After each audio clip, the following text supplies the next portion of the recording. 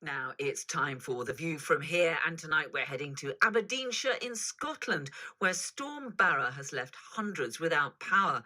Earlier, I spoke to Richard Thomson, MP for Gordon in Aberdeenshire, who told me more about what happened when the storm hit. Yeah, it was pretty wild with Storm Barra, and certainly Storm Arwen was one of the worst that we've seen in a generation. Obviously, it left lots of people without power, some for a considerable period of time. But we ourselves didn't escape damage. We were without power for about 36 hours on Storm Arwen, and Storm Barra unfortunately took a little bit of a roofing off last night, so we've been frantically trying to get the repairs carried out today. So even 36 hours without power must have been quite a challenge. It is a bit because everything's down. We don't have a landline, so broadband was down. The mobile phone masts were inoperative, and yeah, we rely on electricity for cooking, so we had to dig out the old camping gas stove and the candles and the battery radio, and yeah, that's got its charms for a few hours, but by the time you're into day two, you're getting a bit fed up with it and really just desperate to get back to some kind of normality. But of course, there were people who were without power for considerably longer than that. Some of my constituents were without power for up to 5 days, particularly in the more outlying areas, and it's been a tremendous job by the local electricity engineers to get them back on grid, as well as from all the volunteers who've looked after people during that time. 5 days without power, it is really difficult, isn't it? Especially for perhaps elderly people living in those remote areas. What sort of help was on hand for these people? Well, neighbours obviously looked out for each other, but the key responders in the local resilience partnership, the police and Aberdeenshire Council, were out. There was support from the military as well to check on vulnerable people. There was a big effort to check in with vulnerable people who might have been struggling, to make sure they were okay, to get them the kind of help that they needed. But more generally, there was an effort in terms of using school kitchens to prepare warm food for people so that the people were getting warm meals eventually. And there was a really big effort, as I say, from the council, the police, the military, when they were able to get you. But most of all, it was from the community, and it really did. We've got used to looking after each other over the last couple of years, one way and another. And the good folk of Aberdeenshire and further afield stepped up to the plate again. Why did it take so long to get power supplies reconnected?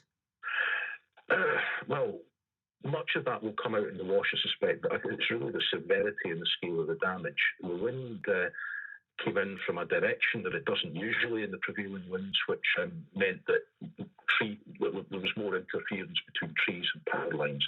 I think an awful lot of it was just the scale of the damage, and it was so many faults had to be repaired before other faults became apparent, and other trees were falling down, other electric poles were coming down. So it really just was the scale of it. And also, I haven't had this confirmed, but I strongly suspect that part of it was because the north of England got hit too, and normally there's a lot of mutual aid between the power companies.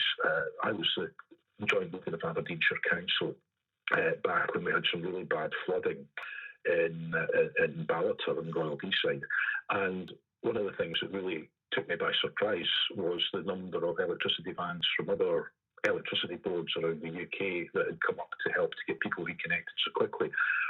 When you've got a major incident, clearly you can do that, but when you've got two major incidents, because the north of England was in many ways more badly affected, that meant that same degree of mutual aid couldn't really happen. So I think that probably had an effect as well.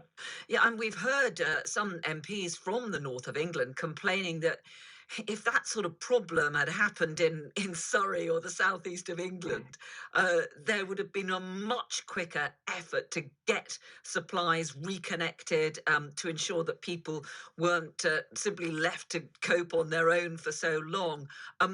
Do you think there was a sufficient response from the authorities, from the government, the local authorities, and the power companies there in Aberdeenshire?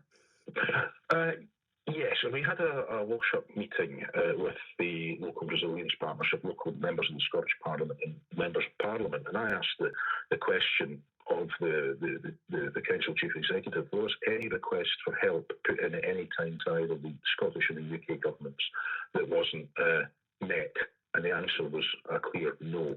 Now, it's that local resilience partnership of the police, the councils, the ambulance service, all the partners that we would want to be around the table in a crisis like that.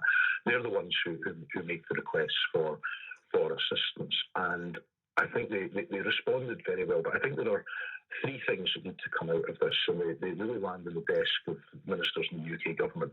First of all, it's about the resilience of our power networks. How can we make power companies more responsible for building in better resilience so that they can withstand weather events like this? Because let's face it, we're going to get more weather events like this as time goes on through climate change. Secondly, we need to look at the resilience of our telecoms and broadband network.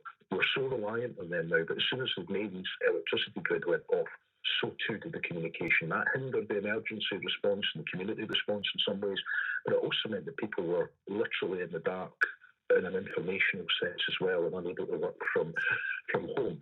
So we need to have more resilient telecoms and broadband networks as well. And the third thing that I think we should look at is in terms of the speed of military aid. Now, when military aid is requested, it comes quite quickly. But the decision was taken quite quickly. The trouble is there are four criteria that need to be met for military aid to the civilian authorities. And maybe it's a very high bar to pass. So I think we could make it easier to deploy the military at an earlier stage when they could have more impact when it's clear that there's a major incident like this.